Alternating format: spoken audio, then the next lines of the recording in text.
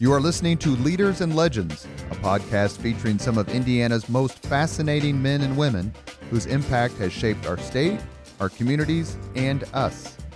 Join us as we discuss their imprint on our history.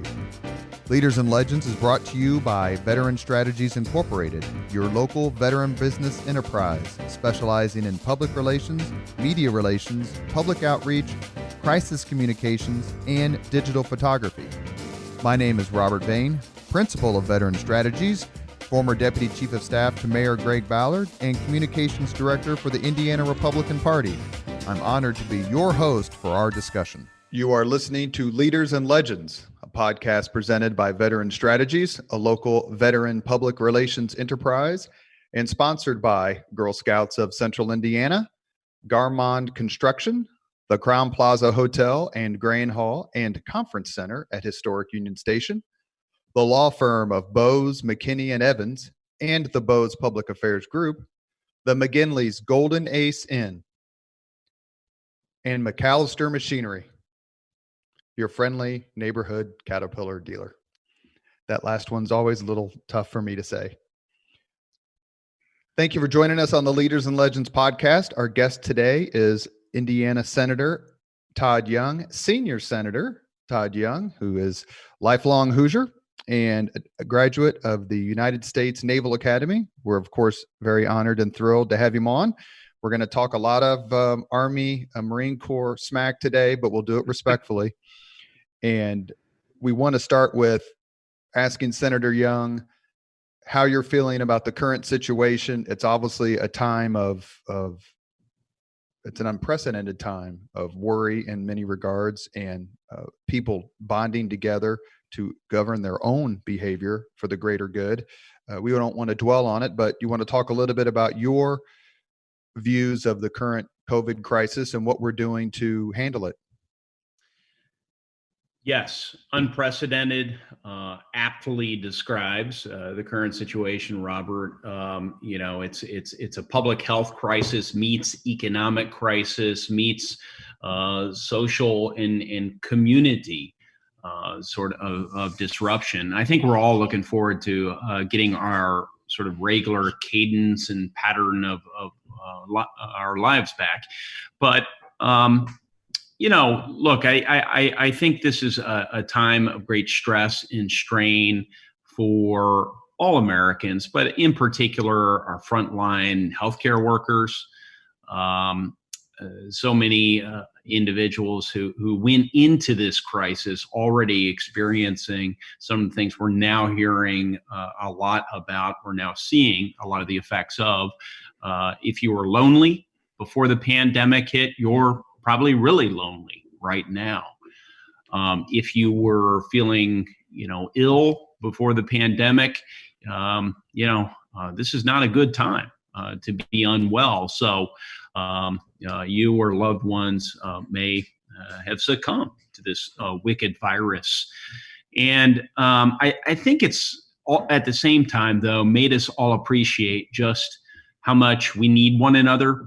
How much we appreciate one another. And Robert, as a strong Republican and someone who's proud of who I am and what I've stood for in a public sense, I'm not talking about people just like me. I mean, I really miss people very much unlike me right now, and the ability to mix with them on a regular basis and see them in casual public settings. And so it's this sort of defining moment in a person's life that one would hope would really heighten our appreciation for how much we value one another and are all in this same sort of challenge and predicament together. And so I think we got a real opportunity to build on this solidarity and come together into a more perfect union, a stronger nation on the back end of this. One of the things that Hoosiers do really well is they lead. And there are many, many examples of that, of course, whether it's our six vice presidents, along with the current one, Mr. Pence. Not only that, but frontline soldiers and command officers. And Hoosiers are known for coming through in a crisis, not shrinking, they're shirking their responsibilities, not shrinking from doing what needs to be done. I know you're a history buff, as am I, and I'm looking at what your friend, my friend, and former podcast guest, Eric Holcomb, is doing in the governor's office, and confronted with the worst crisis for the state since the Civil War. I just am admiring that he's handling it like Oliver P. Morton handled the Civil War, resolutely, strongly, and make no apologies. This is what we have to do, but things will be better if we come together. You've known Governor Holcomb a long time. What do you think about what he's doing in the state and how he's leading the state? Yeah, so I'm really impressed by his leadership and the daunting challenges that he's had to face. It wasn't too long ago that there was a Republican governor in a Western state who characterized the job of a governor as serving as the branch manager of the federal government. and there's like all funny sort of statements. There's a little bit of truth to that. And what I mean is being governor is a very powerful and important and significant position. But over the years, as our federal government has grown and adapted to a national economy and then a global economy, the federal government has circumscribed the responsibilities of our states in many respects. But in this unique moment, it is our governors we've been looking to for command leadership. And you mentioned the Civil War and Oliver Morton. Oliver Morton took the initiative.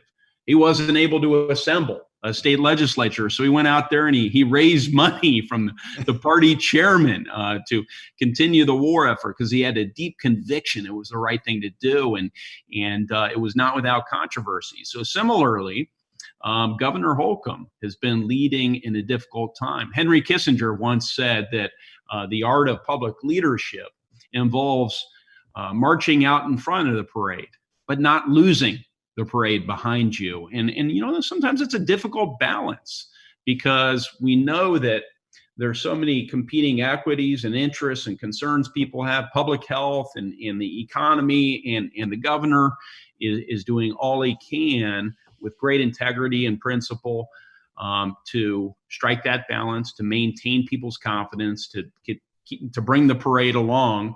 And he's done it with some good humor too. And so I really have great respect for Eric, and I think he's earned the respect of a whole lot of people who may not have been aware of him on the front end of this, or not particularly attentive to our state government leadership. Well, I couldn't agree more, and I don't mind saying that we have a nonpartisan podcast here. We've done terrific podcasts about Birch Bayh and with Bart Peterson and Kathy Davis, but it's certainly special for me as someone who's been involved in Republican politics now for more than a few decades to see folks like you, like Eric Holcomb and others prosper in this time and meet this challenge head on. One of the things that I was looking at in your bio was that you're a fifth generation Hoosier. So that means your family moved to Indiana about when? Mid to late 1800s? So here's an interesting thing about that. It's interesting you bring that up, and you give me an opportunity to sort of correct my own record, because I believe, and I admit it, I'm the one who probably socialized that. It goes back more than 5 generations. Now, it would have been uncomfortable if it were 2 generations, right? Or whatever. Yeah, I don't think a second generation Hoosier is a talking point, but yeah, I get it. Exactly. But somebody recently footnoted my Wikipedia page, and I think it was one of my kiddos who actually brought it to my attention. And I looked it up, and I'd never researched my own family history. It was never of great interest to me for a particular reason. And because I had somewhere imbibed at an early age that to be an American means that each generation redefines itself. the fact that my father or my grandfather might have been significant or insignificant should not be where I draw my self-worth from, right? It's my job to go out there with my God-given talents and try and build upon whatever foundation I'm given. And from that, you sort of define your life and your success. But because of my job, a lot of people ask me kind of where I came from, what my family history was, and so forth. So this was of interest to me as I saw the footnote, and I opened it up, and I descend from multiple generations. We're talking like sort of deep into the early 1800s, if I recall, of people who farmers, blacksmiths, tanners, you name it. People who generally worked with their hands, and so we've been around various parts of Indiana, all around the Northeast, the Southeast, Central, whatever, for a lot of generations, and too many for me to quite track. I wasn't quite sure how to track the document, but I love this state. I really do. And I have to admit, once I discovered that, it gave me a bit of a deeper connection to some of these places when I'd visit. Like, sure. Okay, yeah, I believe I it. descend from people that come from this region. And what a fantastic state we have with just salt of the earth people that help build this country. It's interesting when you're talking about when your family came around. One of my favorite books on the Civil War defined one of its chapters, talked about how slavery geographically defined the Midwest. In revolutionary times, in the early 1800s, Indiana was the West. But because of the compromises that tried to address slavery leading up to the Civil War, Indiana became the North, along with Ohio and Illinois. It just shows you the impact that one particular issue had on how we saw ourselves as American geographically. Did you get the sense that based on your knowledge, that your family moved west for a particular reason? That they started like in Philadelphia or New Jersey or a place like that closer to the time of the Revolutionary War, and then just kind of gradually pushed out in search of land? Because that would be a common Hoosier lineage. I would like to better understand that. I actually do not understand that, and I have not had an opportunity to research that. But I'm aware that the prospect of cheap land and the opportunity associated with the land, and then later came the legal protection of the land, the legal title, which is what caused Abraham Lincoln to migrate, his father to migrate north from Kentucky into Indiana. These sorts of things, these opportunities drove so many people west, but I did not. I don't know where my own family's history sort of, emerged from. Yeah. You mentioned this a few minutes ago, and I want to say this as a compliment. You have a reputation as someone who doesn't mind traveling the Hoosier State and shows up at events that you would never think a United States senator would show up to, but you have that drive to be with the folks and never forget where you came from. Before we talk about kind of your college and your military career a little bit, what's it like? You've traveled the Hoosier State as just a private citizen, then as a candidate for Congress, then a congressman, then a candidate for Senate, then a senator. What's that like? How do you feel you're received? And is it fun to go to the Mayberry Cafe and say, oh my God, it's Todd Young instead of Senator Young, where they feel comfortable with you because you've been there and you've demonstrated your willingness to sit down and have a conversation with people who'll tell it to you straight? Yeah, I take pride in my ability to make people feel comfortable, right?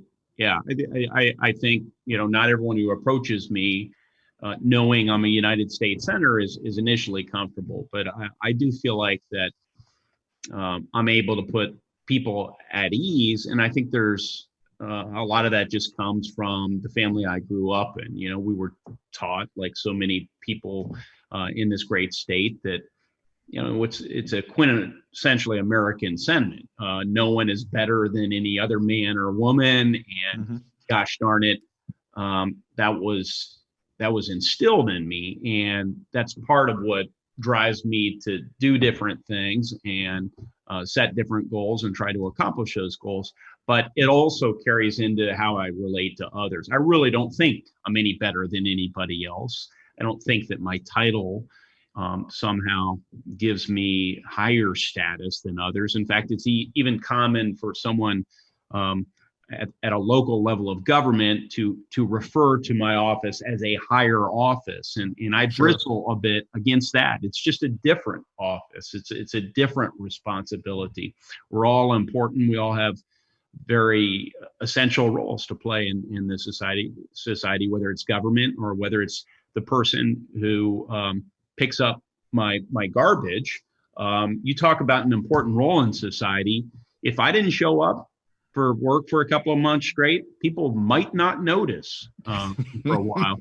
Kenworthy would make sure they notice. But I'll tell you, if my garbage weren't collected for a couple of months, can you imagine? I mean, that's really, so that puts things in perspective. Every job is quite important out there, and really everyone is important.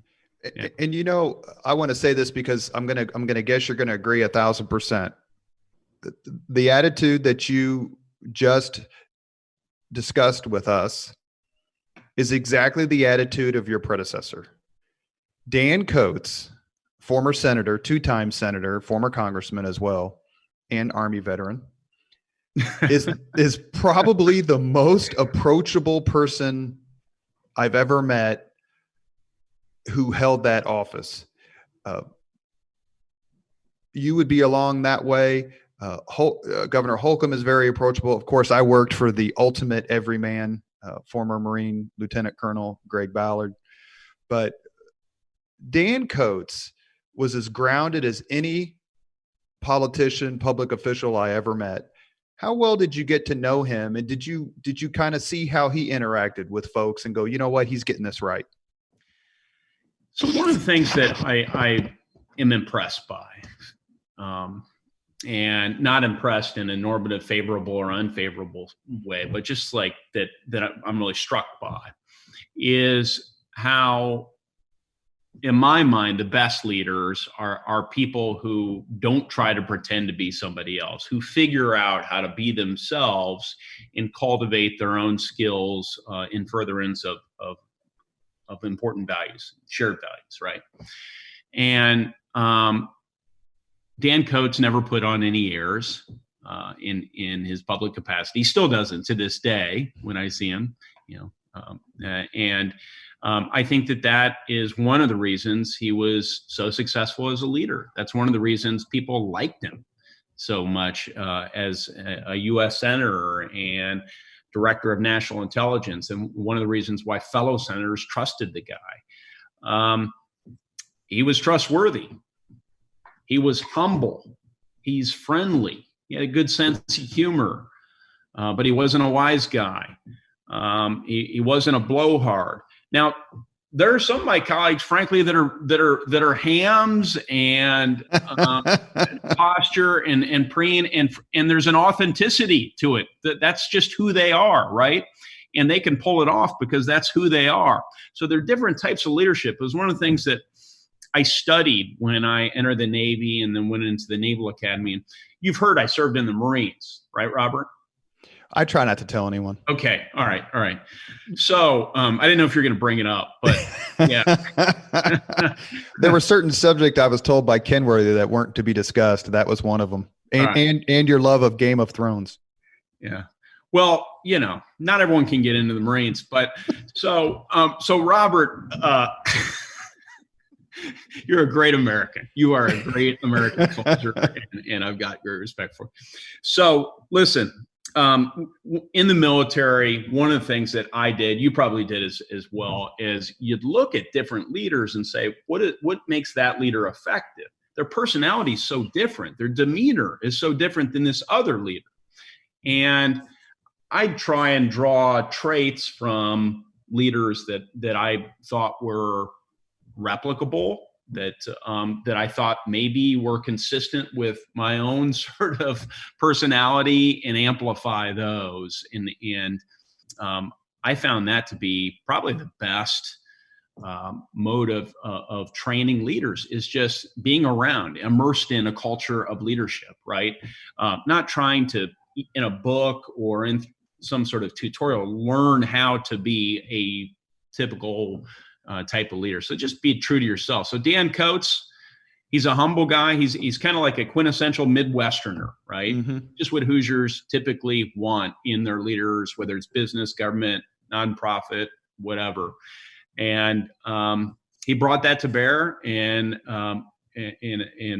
with energy and integrity over a number of years.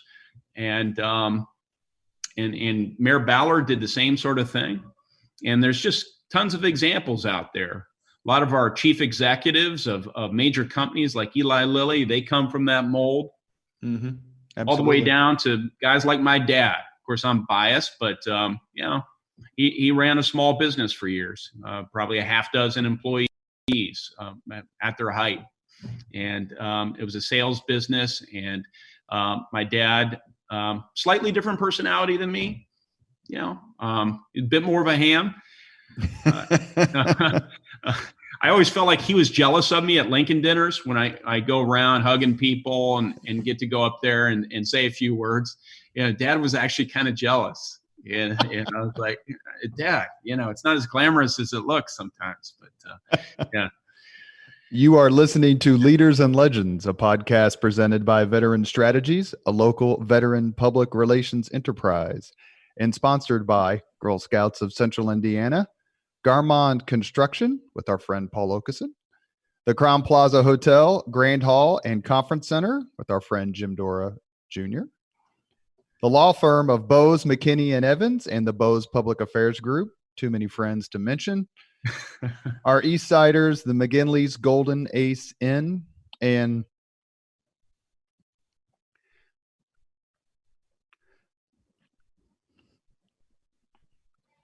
the greatest of the great, P.E. McAllister Machinery, your friendly neighborhood Caterpillar dealer. You're listening to the Leaders and Legends podcast. We have our senior senator, Todd Young, lifelong Hoosier, fifth generation plus Hoosier. Senator Young, is there a Hoosier leader or legend you particularly admire? Yeah, there are lots of them. Most of them are unsung. Most of them will never be on a ballot. Most of them will never occupy the C-suites. Most of them are toiling away with great anonymity and without recognition for causes they believe deeply in. I'll give you an example. My aunt, who happens to be a prominent Democrat, by the way. Are you kidding? Who? Her name is Sharon Pierce. She's CEO of the largest children's services agency in the state, the Villages. They do adoption placement. They deal with foster children and so forth. And she's dedicated her life to helping children who often come from the most trying circumstances, oftentimes just put into a little better place, sometimes a much better place. And her life has given meaning to others' lives, but it's also given a lot of meaning to her own work. And so she's a mission-driven person. She knows how to motivate others. She's always offering encouragement to others, myself included. And everything she does is based on the service of others, achieving better outcomes for others, as opposed to feeding her personal ego. She uses the platform of this not-for-profit agency, the Villages, not to elevate herself, but instead to help others. And so I believe, as I think all conservatives should believe, in institutions, family, sure, business, church, neighborhood. There's just, a multiplicity of important institutions. One of those institutions happens to be government. And you and I, Robert, in various capacities, have felt called to serve at different times through government, not to elevate ourselves, not to create a cult of personality, but to serve. And so Sharon Pierce would be a fantastic example of that kind of servant leadership. Yeah. We talked to her earlier. I'm glad you mentioned that, and I hope she understands that we're going to reach out to her and try to get her on the podcast. We'd love to talk to her. Your path to the Naval Academy is interesting in the sense that you joined the Navy first. Am I getting this correct? You joined the Navy right out of high school. I mean, like all of us, I don't know what the percentage would be, but I would imagine it's in the high 90s where people join the military right after high school. And that's what you did. And then you got appointed to the Naval Academy. Talk a little bit about that, because I've never heard that before. I know people who were enlisted that became officers, but not the path that you took.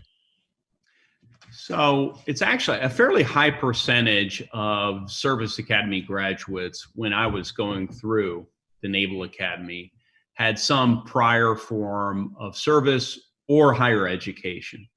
Some people had spent a year at a state university or another college, and they were on the bubble to get into the academy. Others went to a private Northeastern prep school for a year to improve their SAT scores and so forth. But there are a number of incredibly sharp enlisted people, as you know, Robert, who serve in our military, oftentimes with PhDs. That's right. Their letters by far outrank and outstack and outclass those of those who nominally outrank them, their officers. And so one thing that the academies have commendably done over the years is tried to pull people out of the enlisted ranks who want to continue their education and get a formal 4-year degree. And one way of doing that is by giving them a year of sort of like training at this preparatory school in Newport, Rhode Island. And so this was stood up generations ago to ensure that people aren't directly leaving a destroyer and showing up at Annapolis and taking advanced math. They need a transition period. So this preparatory school is something they gave this young Hoosier an opportunity to attend, along with a bunch of enlisted folks. As an enlisted man, almost on day one, I was there going through that training environment. So my time as an enlisted person in the Navy, though I wore the dungarees and the Dixie cap and so forth, I don't want to overstate that service. That was schooling.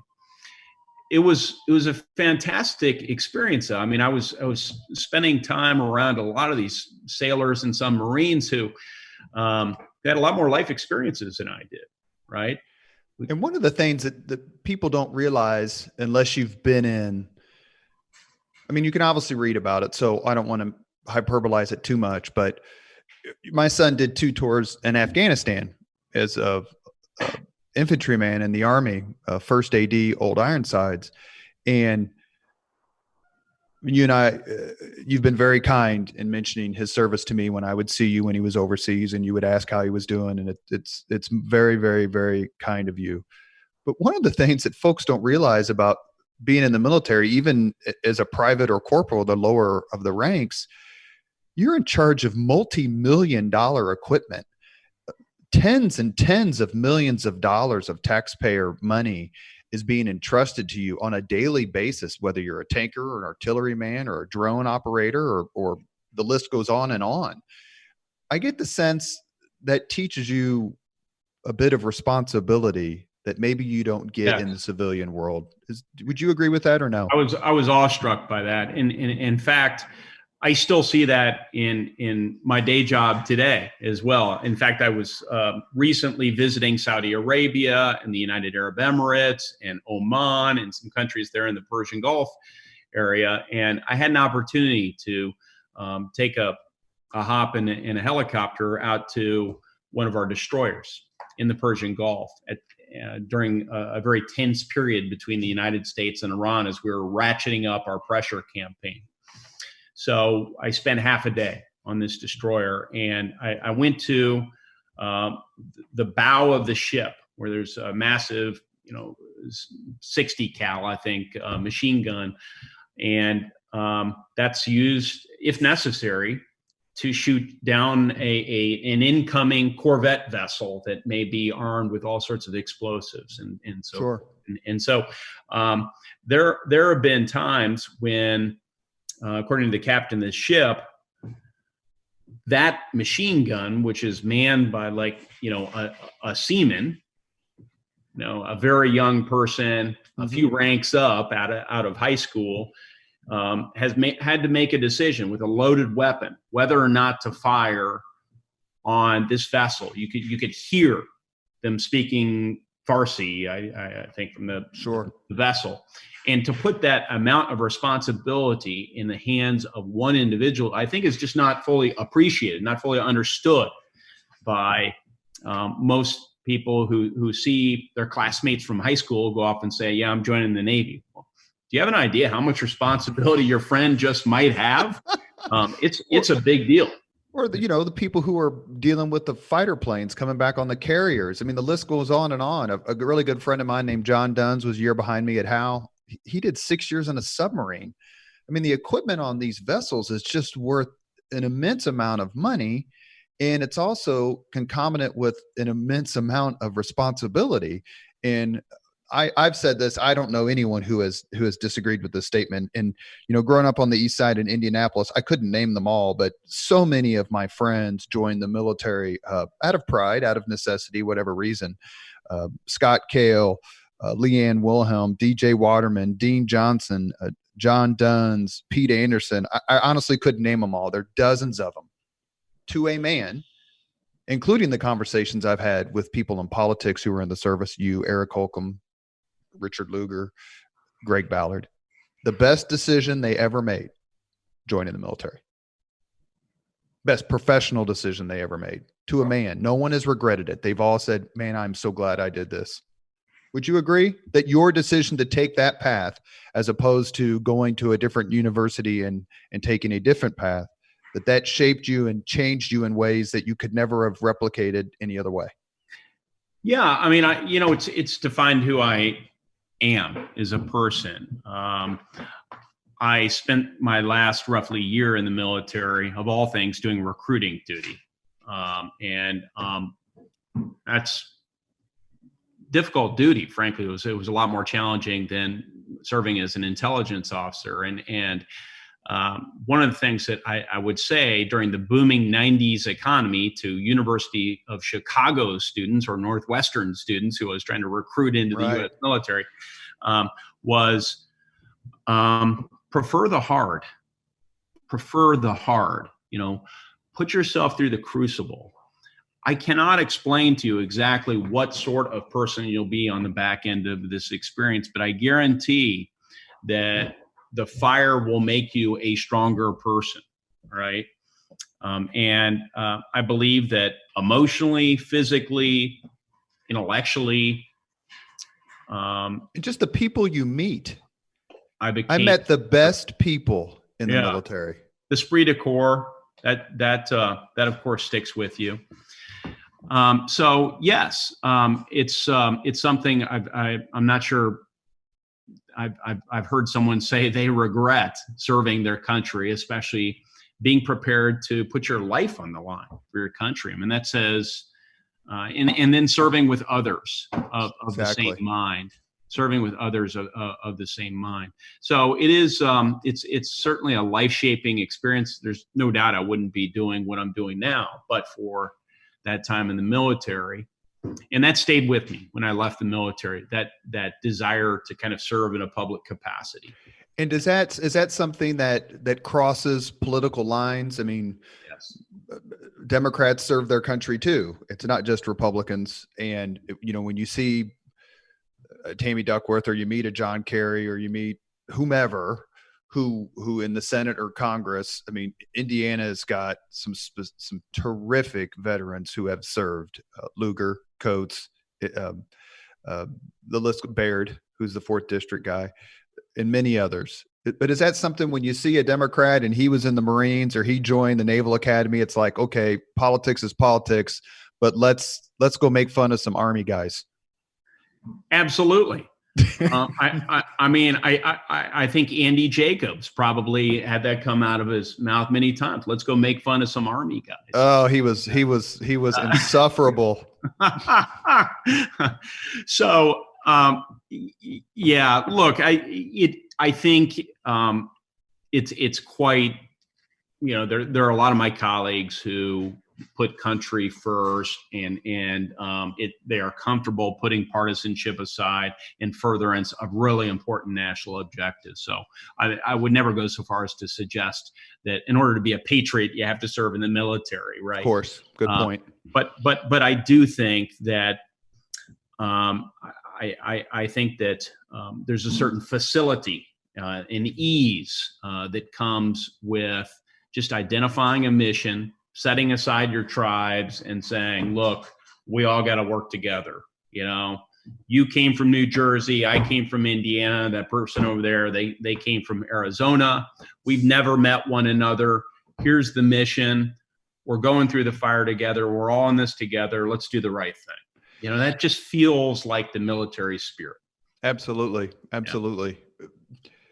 My 3 roommates in the military were Black. One was from Detroit, one was from Chicago, and one was from basically Miami, Florida. And I got roasted routinely and enjoyed every second of it. And we still stay in touch to this degree as much as we can 30 years later. And I'll never forget just being with them and laughing and watching sports and playing cards. And it's an experience, even though the east side of Indianapolis is very diverse, and IPS is, and how high school certainly was. It was just different. And it's something that I encourage every single young person, man or woman, to do. Also, I would also say, quite frankly, I got 2 college degrees with no student loan debt. So if you're worried about impending student loan debt, call one of your local recruiters, because you'll get a twofer in ways that you can't possibly imagine. There's something else I'd add, and we can pivot if you like, Robert. But one of the things that I learned in the military is service isn't service until it's not fun, until it's really hard, until it's actual sacrifice, right? Jumping out of airplanes is for many fun. Scuba diving is a lot of fun. I see these promotional videos on TV about joining the Marines, and that looks fun. Well, a lot of things I did in the military were really boring and not always a lot of fun, right?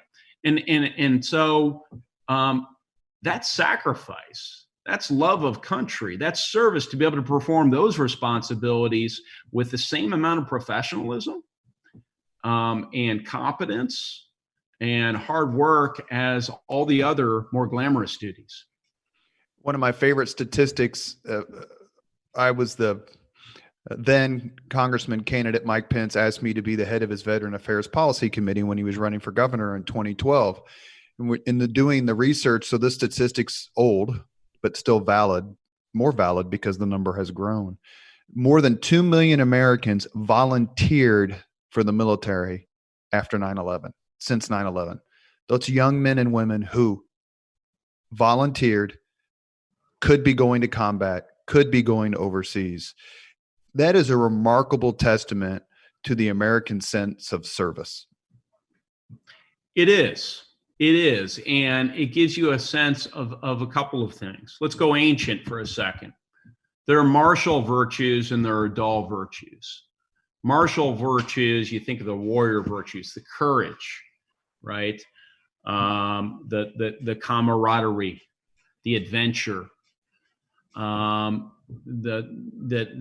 quest to engage in a righteous fight, right? And hunger for that experience.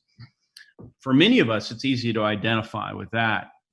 The dull virtues are sort of respecting one's elders, right?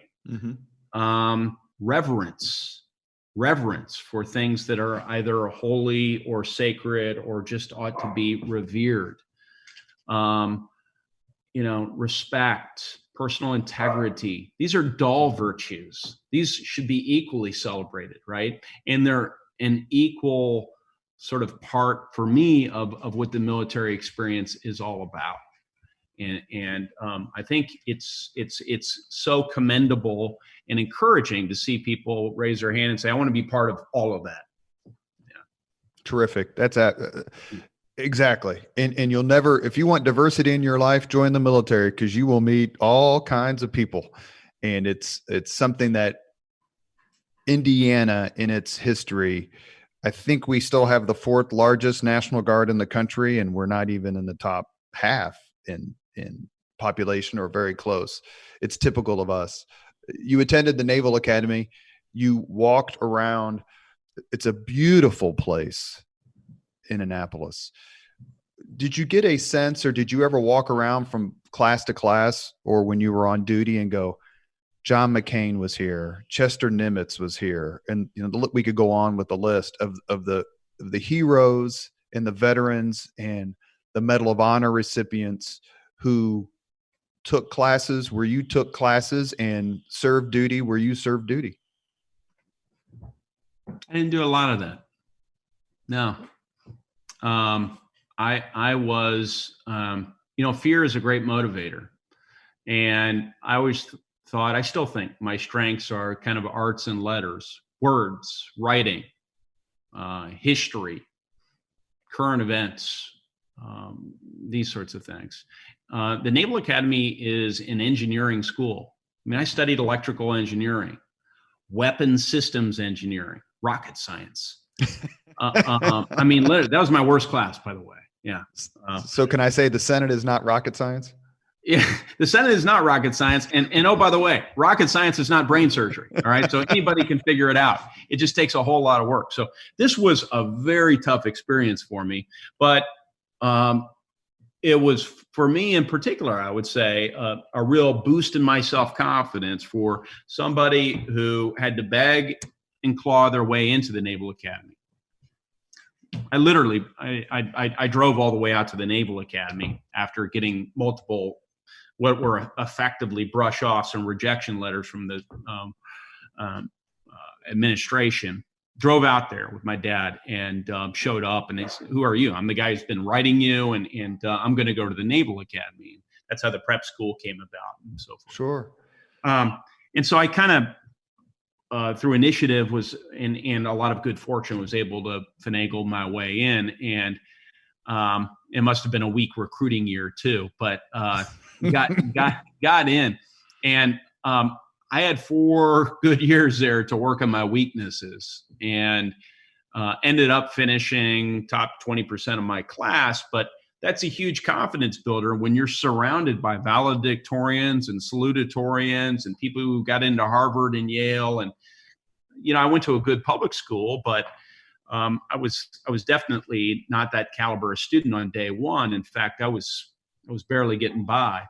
So I didn't have a lot of time to reflect on, the leaders in Granite, nor did I have, candidly, a family background. I didn't have admirals or generals in my family. So I didn't have the confidence that my career trajectory was going to be great if I didn't excel in everything every day. Yeah. Did you, at what point you joined the Marines? So after you graduate, you can choose Navy or the Marine Corps. At what point do you have to choose, and why did you choose the Marines? I knew I was going to do something, whether that was the Navy SEALs, Special Warfare, or the Marines. It was pretty much going to be one of those two that involved physical activity, that involved, I hoped, some of that martial stuff, some of the adventure. And I went through the SEAL summer program. I went through the Marine Corps summer programs, and they were both great. So that's kind of how I settled on those two. I was not so much into the math and engineering stuff. You do a lot of that in most of the other Navy areas. So being a pilot involves a lot of math, and and it didn't seem to involve, although there are a lot of fit pilots out there, it didn't seem to involve a lot of kind of exercise, on the ground exercise. And so that's always been a big part of my life. So it was sort of that simple. I like being outdoors. A lot of people choose the Army for that same reason, right? They want to be on the ground around the troops. And so I still enjoy that. I still enjoy being on the ground with the troops, with my, fellow rank and file Hoosiers, and as opposed to, in some other more kind of like artificial atmosphere. So have you gone back to Annapolis as a United States Senator and kind of walked around and talked to the folks and said, hey, look, stick it out, because you never know what can happen next? I'd like to go back and spend a little more time. I went back as a congressman and had some lunch with some Hoosiers in the largest dining hall in the country, King Hall there. I've been back and gave a couple of years of service to the advisory board that I sat on. So did that. Been to a couple of football games, saw us crush Air Force. I think it was last season. And and I go to the Notre Dame Navy game every year. So, but it's a really, as you said, it's a beautiful place. It is, it's a place a lot of my classmates don't go back to on a regular basis. They still talk about it because it's such a tough place. It brings mixed emotions to a bunch of folks. That's interesting. That's interesting. But, it's a great place to be from. It's not always a great place to be at. There's a wall around it, and a lot of people think that wall is designed to keep outsiders from going in. So, you made a decision about a decade ago that has got to be one that involves your family, your wife and kids, your parents, your friends, that I have real admiration for, especially in this day and age. And that is, you decided to put your name on the ballot. You had earned your law degree, several degrees. You'd been over in London. You had demonstrated a real commitment to education, bettering yourself. But when you put your name on the ballot to run for United States Congress, that is a whole nother level of, dare I say, exposure. Talk to us a little bit about that decision. You were up against a real, candidly, a very, very strong Democrat Congressman, Baron Hill, who had won the seat, lost the seat, won it back, but had kind of a stranglehold on the 9th district, which is where you're running. How hard was that decision for you? And did you ever regret it immediately after you did it? No, I never regretted it immediately after I did it. And I made the announcement that I was going to run for the 9th Congressional District seat of Indiana in January of 2009. That's really early, right? Because the election wasn't obviously until November of 2010. And some of that was a function of inexperience. Some of that was a function of the fact that I lacked a net worth and a network. I knew. Is it okay to say that I never heard of you until you decided to run for Congress? Oh yeah, absolutely.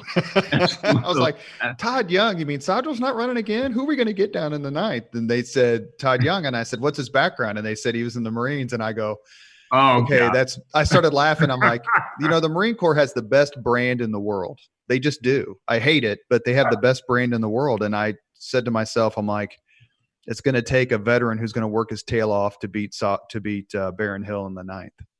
And I think that's one of the best things you had going for you.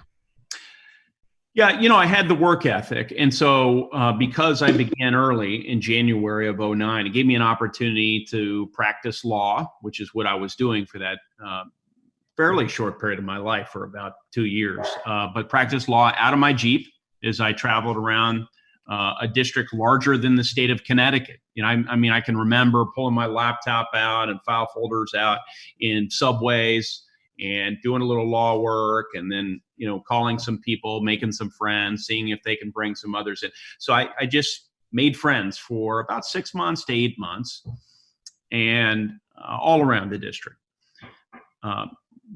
Prominent business people that happen to be involved in the party, government leaders, and others. And then, if you're really going to run a campaign, you have to start bringing in resources. So I started to do that and identify people who might consider helping me on the ground. And the thing grew and grew and grew.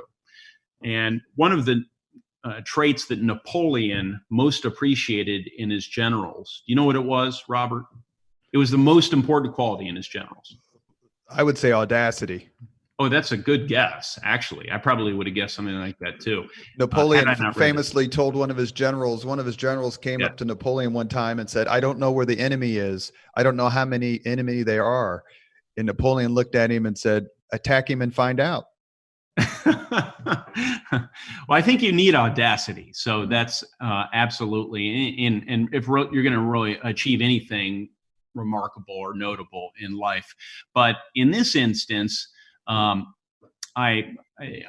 was the preeminent quality of luck. He needed his generals to be lucky. And I was lucky that I worked really hard, that I built that team, that I started bringing in money at the time the Tea Party movement hit, right? And so because of every ounce of energy I'd put into that race, and I needed it in the end, I won. Let me see. You don't forget something like this, right? It was 34% of the vote in the primary to 32, which is the person who came in second was actually Travis Hankins. Yeah. To 30, Mike Sodrell, former congressman, man for whom I have great respect. And then there was another candidate, Rick Warren, not to be confused with the megachurch pastor, very nice guy. He received 4% of the vote, and so I got across the line. Was fortunate that things worked out for me, and then I had the general election battle, the battle royale against Barron. Well, and we want to mention this too, because I want to make sure that we don't forget to talk about this aspect of your life, and someone who I know you admire greatly, and I do. He's frequently, when I ask the question about is there a Hoosier leader or legend you particularly admire, the name we've heard most often is Richard Lugar. And you have had a long history with him, worked for him. How did he shape your sense of political service and public service and give you the confidence you needed, because you see what a really good man can do in public service, and also to take on a formidable candidate in Barron Hill? So I spent a year and a half, about 2 years, working for Senator Lugar right after I got out of the Marines. That was my first real job. And I advised him. He didn't need a lot of advice on a couple of policy issues, right? So I had a front row seat to see how he operated. And he was a guy who was comfortable in his own skin, who as I said earlier, he used his own skills in a way that was authentic to him. Dick Lugar was never kind of a populist, flame-throwing politician. He's a soft-spoken man, cerebral, and I learned from him the importance of building trusted, positive relationships with people on all sides of the political aisle, within Congress and outside of Congress, including back home. I learned from him the importance of being authentic and true to yourself in a profession known for sort of blowhards. He never was one. And he did not use the institution of the United States Senate to elevate himself. It was always to elevate issues, notably nuclear nonproliferation. That became sort of the signature issue for which I think he is rightly known. I also learned from him the importance of actually learning things, actually trying to learn an issue before you open your mouth and opine superficially about it, right? And he did have a real command of the issues. Much of that was just a function of his intellect and his attention and pride in learning issues. I also got a sense that a measure of the man's humanity. He always treated staff like myself respectfully and understood that he was part of a broader team. Mitch Daniels said that in the podcast we did with Governor Daniels. We didn't actually get to Mitch Daniels' time as governor. We hope to do a podcast on that when he's less busy. But he mentioned that about how Lugar treated the staff. It was very gracious, very like, let's help. It's time for you to move on. How can we help you? You need to do the next great thing in your life. And in the list of people who worked for Senator Lugar or Mayor Lugar reads like a Hoosiers who's who of people who've done great work. Teresa Lubbers, Sue Ann Gilroy, Jim Morris, Todd Young, Mitch Daniels, the list goes on and on. So there's a lesson there too, which is either know how to hire well or hire people who hire well. And he did that. And clearly many people applied to work for Senator Lugar because he was such a great man by reputation, by his every action and so forth. But he also got a lot of help along the way, and he deserves credit for that, right? For empowering others around him to hire good people, holding them accountable along the way, and that's how he built his legacy over a number of years. And so. There are a lot of things that Dick Lugar could have done with his life and been very successful. I can remember a conversation I had with his chief of staff, Marty Morris, once. And he said, look, Lugar, he could be a successful CEO, which I believe could have been successful head of a university, but he chose this. And we should all be grateful that he chose that. We want to be very respectful of the senator's time, and I want to ask one quick question about your Senate run in 2016. It was going to be against Barron Hill again, but Evan Bayh came in, and you ended up winning in what was a good year for Republicans. I remember that day, and there were a lot of Democrats walking downtown with a big smile on their face. And we hope to have Evan Bayh on the podcast one day, so we don't want to be disrespectful, but they were for sure they were going to win that race. How did you win it? How did you and your team win that race? I still feel like we had the advantage day one. Evan Bayh entered with $10 million in the race, and incidentally, I've got a very positive relationship with Evan. I've never had a race against anybody who I haven't made great efforts to develop a friendship on the back end. I've developed a genuine friendship with Evan Bayh, and so I also want to say that. But I had a deep conviction, and normally my convictions are informed by facts. Right? I try to be a very objective person and not subject to overconfidence biases and so forth. But this one was deeper than that. This one was, we've got this. We've got this. We've worked too hard. I see no other path than victory on this. And I think that enthusiasm made a difference, not only in my own personal efforts. I think that the team understood that it was going to be all right, that we were going to win. It was just going to take nonstop concerted effort and concentration. It was going to take no mistakes between Evan Bayh's entry and election day. It was going to take the tightest sort of teamwork any of us had ever enjoyed, maybe extending back to sort of a kind of a military commitment. Sure. And it was just going to be all in for everyone, and we were going to win. And I've never felt such certitude in such otherwise adverse circumstances than I felt the moment after going through a drive-through, picking up a cup of coffee, and getting the phone call from the gent who effectively managed my campaign, Cam Savage, saying, "Todd," very calmly, "just want to let you know," he gave me some throwaway information. He said, "I also want to let you know we got another opponent." "What do you mean another opponent?" He said, yeah, you know, Barron Hill's out of the race, and Evan Bayh is entered. And I said, how did that happen?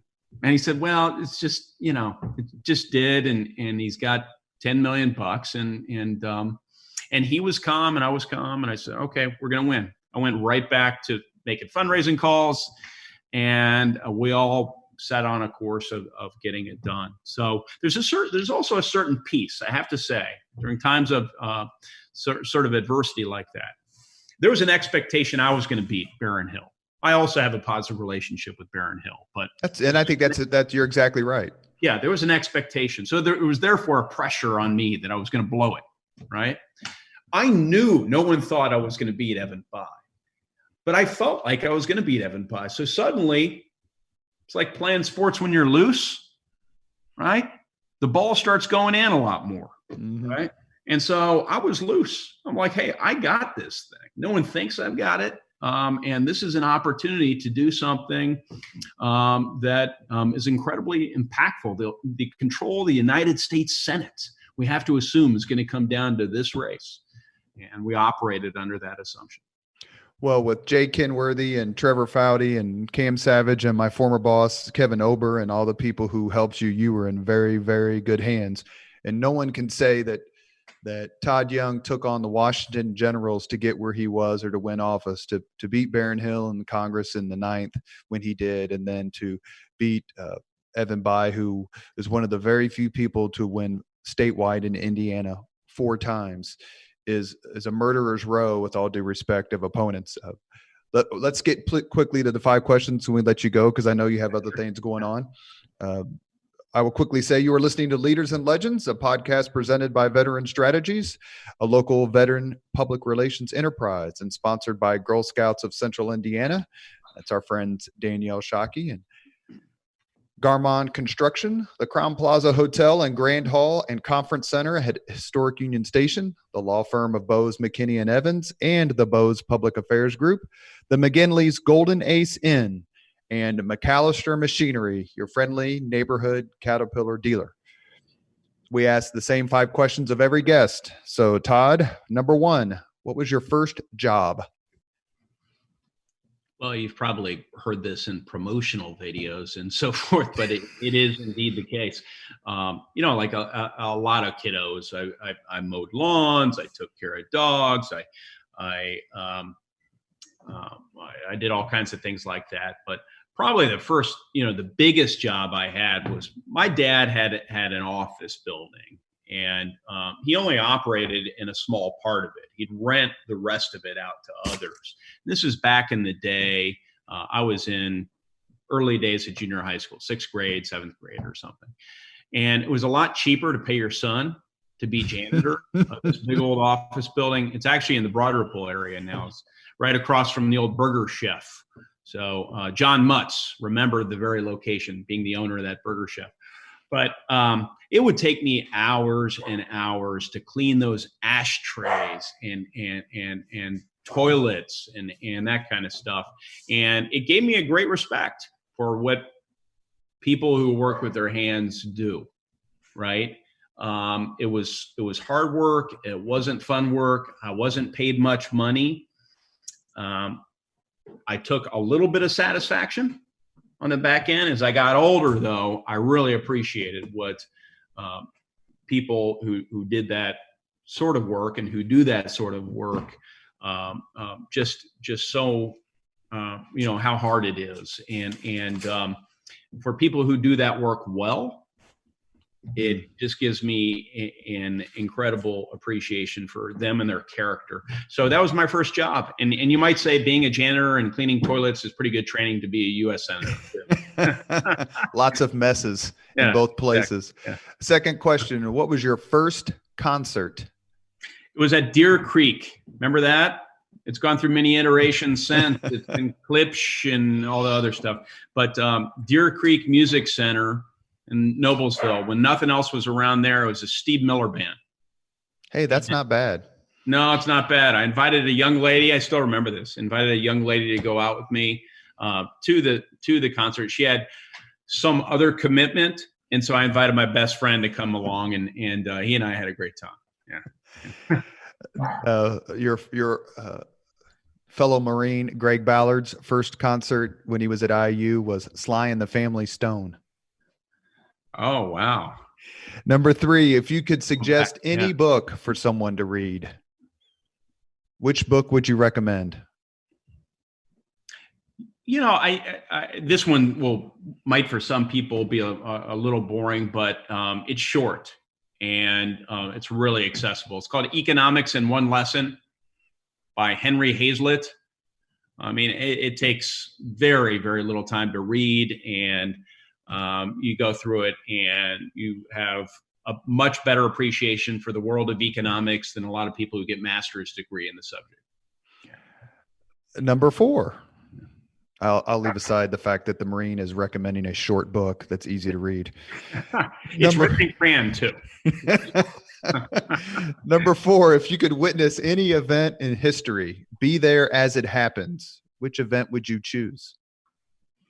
Robert E. Lee surrendering to Ulysses S. Grant, not out of animus towards Robert E. Lee, but because of the importance of how the occasion came together and the dignity by which it was carried out.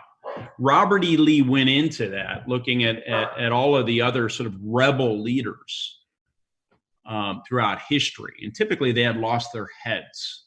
And we're talking about unconditional surrender Grant being on the other side of this, right?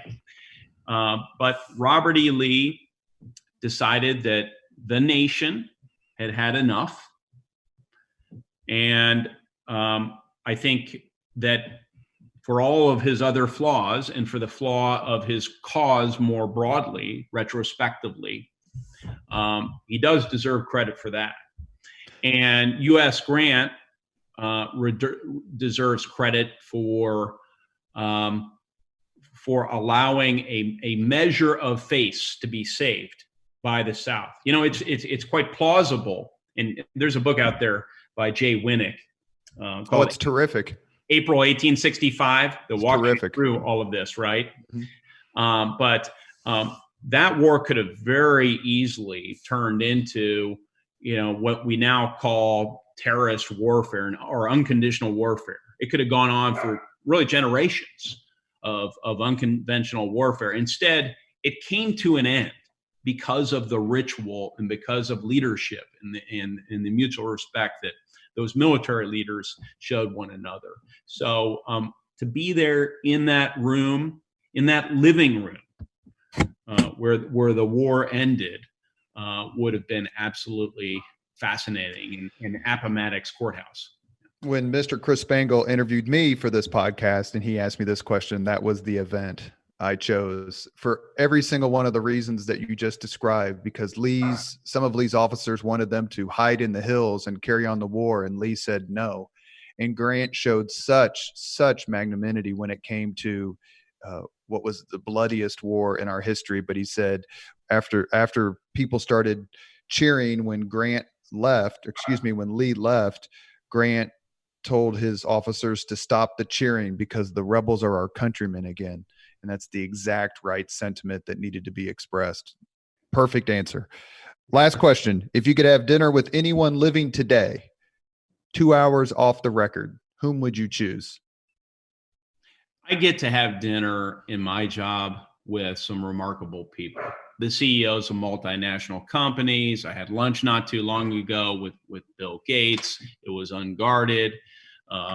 He stopped by a Senate lunch. So the people I don't get to spend as much time with as I would like to are my children. So the least amount of time I have left are my two oldest children. So it would be my daughter, Abigail, who's almost 14, and my other daughter, Ava, who is 12. We talked earlier in the podcast as we wrap it up about Todd Young and his approach to things and his persona and his personality. And I'll say this very quick story. I saw the senator about a year ago at a gym, and we talked very briefly. I was about to play racquetball. It was a gym on the south side of Indianapolis, and we had a quick 2-minute conversation. And afterward, as I sat down to prepare to play racquetball, a friend of mine goes, "Hey, who's your friend? I saw you guys talking. He looks really familiar." I go, "Yeah." I said, "I've known him for about 10 or 12 years. Great guy." I go, "But he's got kind of an important job. I didn't want to keep him." He goes, "Well, he seemed like he was just kind of hanging out. What's his job?" And I laughed and go, "He's the senior senator from the state of Indiana." And this guy simply couldn't believe it. Not because we were at a gym, not because he didn't know who he was per se, but because of Senator Young's easygoing nature, the genuineness of his personality, and the fact that he could be talking to anyone in the world, but he took just a couple minutes to talk to an old friend. I very much appreciated that conversation, as I did the conversations we've had about my son's service in Afghanistan and being in the military, and the fact that you took some time to be with us today. Thank you very much. And I hope we can come back another time. We'd love to talk to you about more things when the time is right. That'd be great, Robert. It's been a lot of fun, and thank you for your service. Thank you for this opportunity. And for those who are watching and or listening, God bless you. Stay safe during this pandemic, and know that it really is a privilege to serve this great state of Indiana, serve this country. Thank you very much for listening to Leaders and Legends, brought to you by Veteran Strategies Incorporated. If you want to contact us about this program or our menu of public relations services, please send us an email at robert@veteranstrategies.com. That's robert@veteranstrategies.com.